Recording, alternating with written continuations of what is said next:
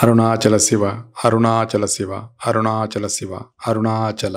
క్షేత్రాలలో పరమ ప్రఖ్యాతమైన క్షేత్రాలు అరుణాచలం, కాశీపట్టణం. ఎందుకని అగస్త్య మహర్షి స్కాంద పురాణంలో కుమార సంహితలో చెప్తారు.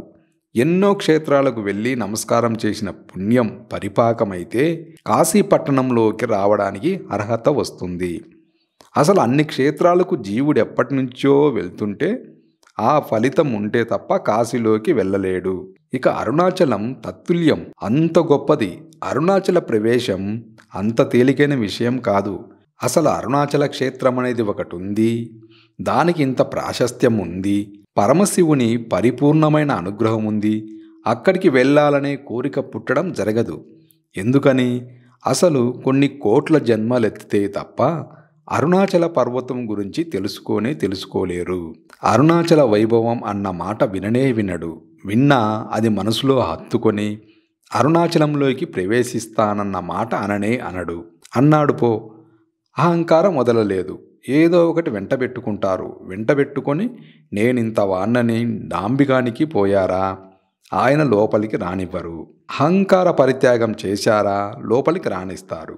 అందుకే అరుణాచలంలోకి వెళ్ళాడంటే వాడికేదో అధికారం ఉంది, పరమేశ్వర అనుగ్రహాన్ని పొంది ఉన్నాడని గుర్తు. భగవాన్ రమణులు అందరికీ చెప్తుండేవారు, ఎవరు అరుణాచలం వెళ్ళినా భగవాన్ రమణుల దర్శనానికి వెళ్ళేవారు. ఆయన మీరు గిరి ప్రదక్షిణం చేశారా అని అడిగేవారు. వాళ్ళు చెయ్యలేదంటే వెళ్ళండి గిరి ప్రదక్షిణం చెయ్యండి అనేవారు. కొంతమందితో ఆయన గిరి ప్రదక్షిణం చేశారా అంటే వెళ్తున్నామని అనేవారు. 1-2 గంటలు అయ్యేటప్పటికి మళ్ళీ కనపడేవారు. వెళ్ళారా? వెళ్ళొచ్చేసామండి అనేవాళ్ళు. ఎలా వెళ్ళారు? 14 మైళ్ళు. ఎలా వెళ్తారు అంత తొందరగా అంటే గుర్రం బండి మీద వెళ్ళామండి అనేవాళ్ళు. ఆయన నవ్వి అనేవారు, ప్రదక్షిణ ఫలితం గుర్రానిదా మీదా అని. ప్రదక్షిణం గుర్రం చేసింది, నీకెక్కడి నుంచి వస్తుందా ఫలితం? రాదు. కాబట్టి నువ్వు నడిచి వెళితే నువ్వు ప్రదక్షిణం చేసినట్లు.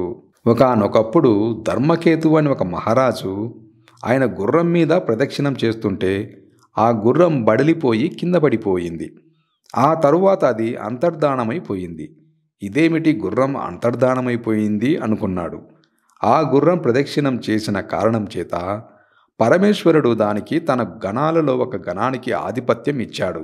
అది కైలాసానికి వెళ్ళిపోయింది.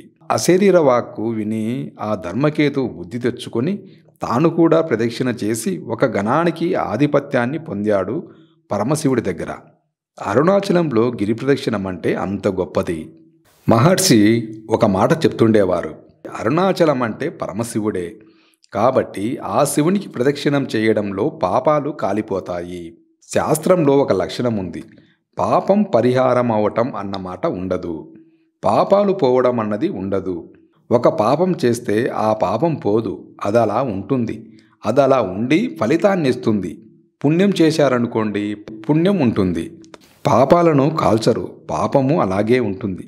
విశేషమైన ఈశ్వరానుగ్రహం కలిగిన ప్రదేశాలలో ఈశ్వరుడే ప్రమాణం చేశాడనుకోండి, నేను కాల్చేస్తాను అన్నాడనుకోండి, అప్పుడే కాల్చేస్తారు, అప్పుడు తీస్తాడు. అది జీవునికి పరమాదృష్టం. అదెలా పోతుందండి? అలా కుదరదు. అలా ఎలా పోతాయి? చేసిన పాపాలేమి పోవు, పట్టుకొని ఉంటాయి అలాగా. ఆ పాపాలను కాలుస్తారు. ఎప్పుడు?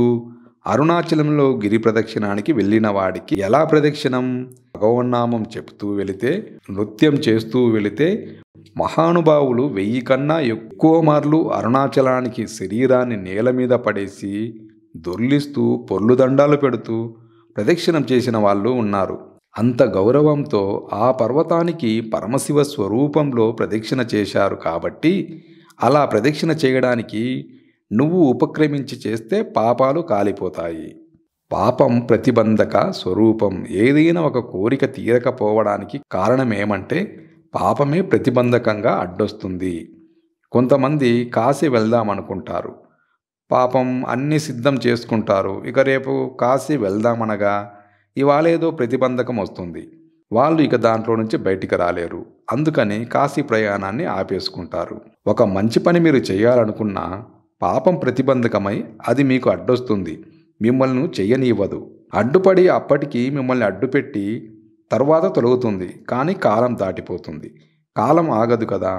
కాలం వెళ్ళిపోతుంది. మీరు ఆ పుణ్యాన్ని సంపాదించుకోలేరు. సంపాదించకుండా అడ్డొస్తుంటుంది. అడ్డుపడినంత కాలం మీ కోరికలు తీరవు. పుణ్యబలం లేదు కాబట్టి మీ కోరికలు తీరే అవకాశం ఉండదు. కాబట్టి ఇప్పుడు పాపం కాలడం అంత గొప్పది. కోరికలను తీర్చుకోవడానికి అంటే జీవుడు అభ్యున్నతిని పొందడానికి ఏ కోరికలు మంచివో అటువంటి కోరికలు తీరడానికి కారణమవుతుంది. కాబట్టి ఆ శివునికి ప్రదక్షిణం చేయడంలో పాపాలు కాలిపోతాయి. ఈ అరుణాచల వైభవాన్ని ప్రతి ఒక్కరూ తెలుసుకొని అరుణాచలం వెళ్ళి గిరి ప్రదక్షిణ చేయాలనేదే నా సంకల్పం. ఈ వీడియోను లైక్ చేసి షేర్ చేయండి. ఛానల్ సబ్స్క్రైబ్ చేసుకోండి. మరిన్ని విషయాలతో మరో వీడియోలో కలుద్దాం.